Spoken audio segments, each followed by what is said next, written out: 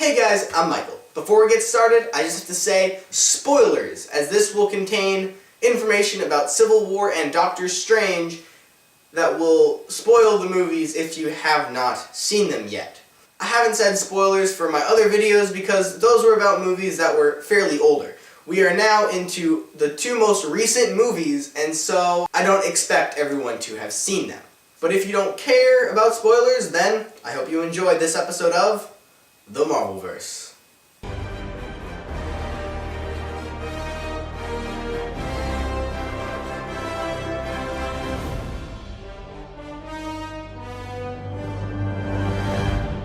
Phase 3 consists of the movies Captain America Civil War, Doctor Strange, Guardians of the Galaxy Volume 2, Spider-Man Homecoming, Thor Ragnarok, Black Panther, Avengers Infinity War, Ant-Man and the Wasp, Captain Marvel, and the Avengers sequel that still doesn't have a name.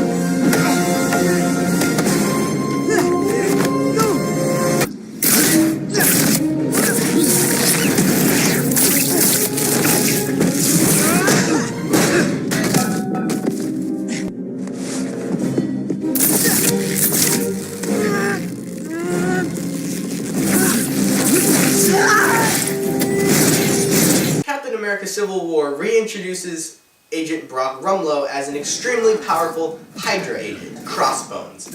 While fighting Captain America, he detonates his suicide vest, which Scarlet Witch contains and then throws up into the sky. Unfortunately, it explodes and hits a building which kills 5 Wakandan ambassadors. If you haven't heard of Wakanda, it is a country in Africa known for 2 things: its reclusiveness and its vibranium, which is the strongest and lightest metal on the planet. And it has been used to make Captain America's shield and Vision's body. This is the last straw for the government, who has been noticing all of the casualties that the Avengers have been causing. New York.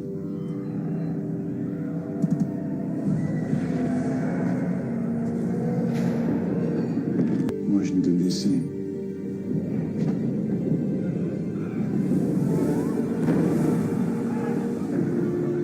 Sokovia.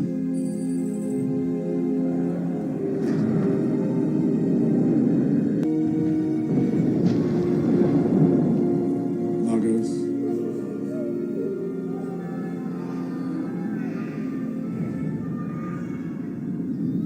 And so they write up what is called the Sokovia Accords, written for the country that the Avengers destroyed in Avengers Age of Ultron. The Accords will force the Avengers to be under government rule, where the World Security Council would tell the Avengers where to go and where not to go. Steve Rogers is against the Accords because he feels that if the team needs to go somewhere and the government won't let them, then it is their fault that anyone there dies. Tony Stark is for the Accords, saying that the team needs some accountability to all of the deaths that they cause. These different opinions cause the Avengers to separate into 2 teams, Team Captain America and Team Iron Man. Team Captain America includes Captain America, Hawkeye, Scarlet Witch, Falcon, and the Winter Soldier, who is not officially part of the team because he's not an Avenger and still technically a fugitive. Team Iron Man includes Iron Man, War Machine, Black Widow, and Vision, with a couple other people that are introduced in this movie. Because they need more help, Team Cap recruits Ant-Man, who Falcon knew about and mentioned in the end credit scene of Ant-Man. And he actually does a really good job for them and debuts his Giant Man form.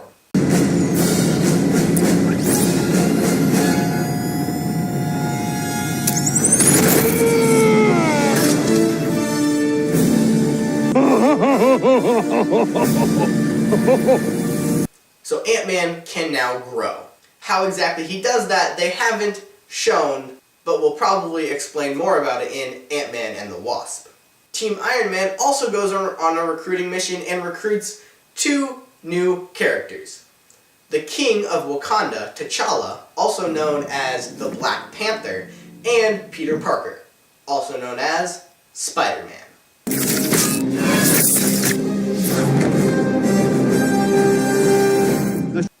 Another important event that happens in this movie is Vision accidentally shoots War Machine's arc reactor, causing him to fall out of the sky.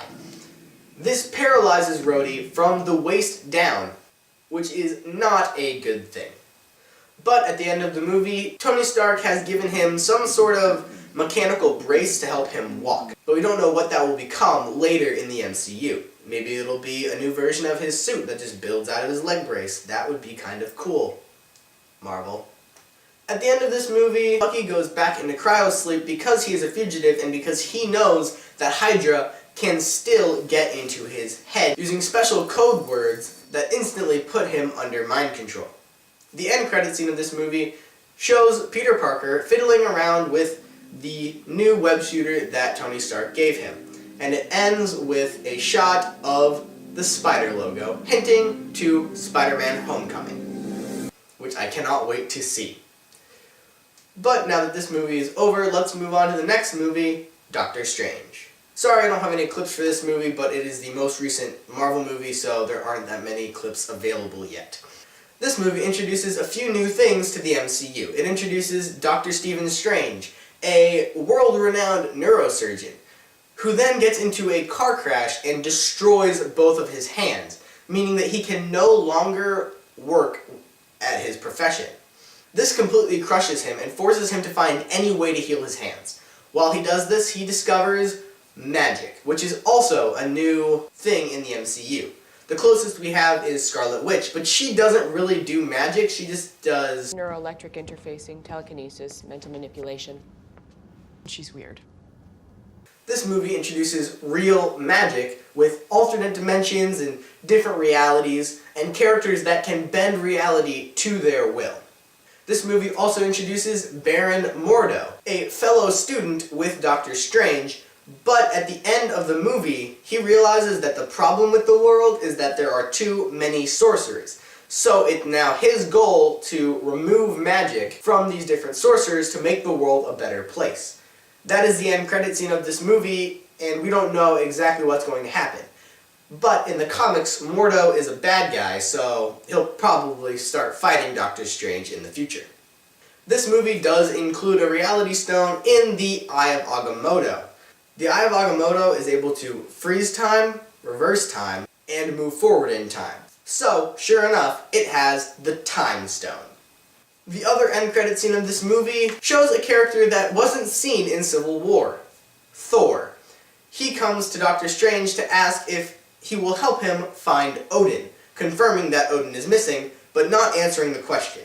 Doctor Strange does agree to help, and I hope he does, because I really want to know what happened to Odin. These are all the movies that are out so far, and you are now caught up to the current Marvel movies. The next one to come out is Guardians of the Galaxy Volume 2, so I hope you are ready for that one. When it comes out, maybe I will do a little summary of what that movie brings to the MCU as well. But let's go back over the Infinity Stones and figure out which ones we have come across. The Tesseract is introduced in Captain America the First Avenger and is the Space Stone. The Ether is introduced in Thor the Dark World and is the Reality Stone. The Orb is introduced in Guardians of the Galaxy and is the Power Stone. Loki's Scepter is revealed as the Mind Stone in Avengers Age of Ultron. And the Eye of Agamotto necklace is the Time Stone. If you're noticing the way that I'm putting up these letters, you'll notice that it's spelling out something. This is just a theory, but it is thought that the carriers of the Infinity Stones will spell out THANOS. That just means we are missing an H, which is also why they predict that the Soul Stone might be Heimdall. This is not confirmed, but if it is right, it will be revealed in Thor Ragnarok. If you want to see a very good explanation and some evidence for this theory, please click the card. This is not my video, but I feel it is a very good interpretation of this theory. Since this is the last video of this season, I will tell you how I think the super race would go, but still, please comment who you guys think would win. When the race begins, everyone will take off running. Captain America, Thor, and the Winter Soldier will take the lead because they have natural superpowers. Vision will then start flying and pass all three of them. Falcon will activate his wings, which takes about a second, and he will start flying. I'm not really sure the flight speed comparison between Vision and Falcon, so I don't know how that will go. While that is happening, Dr. Banner will take the 3 seconds he needs to Hulk up and then launch past probably all of them. Thor will then catch his hammer and fly into the lead, passing everyone in his way. Iron Man and War Machine now have their suits fully on and they take off. Hawkeye and Black Widow are losing because they don't have any powers. Ant-Man is secretly hanging on to Thor, so he is in second place. Scarlet Witch is flying as fast as she can, but that's not very fast, so she is just in front of Black Widow and Hawkeye. Then we go to Doctor Strange, who's been watching all of this happen. He freezes time, uses his cloak of levitation to fly to the end, starts time, and then steps over the line to win. That is how I think it would go. If you disagree, as I said, please comment down below. Well guys, I hope you have enjoyed this season. If you guys think I missed anything of the MCU, please comment down below. Also, please follow me on Instagram at @TheRealPiercepage. Or if you want to see some more Marvelverse videos, please click this playlist right over here. I hope you guys have enjoyed, and I hope you stay tuned for the next episode of The Marvelverse.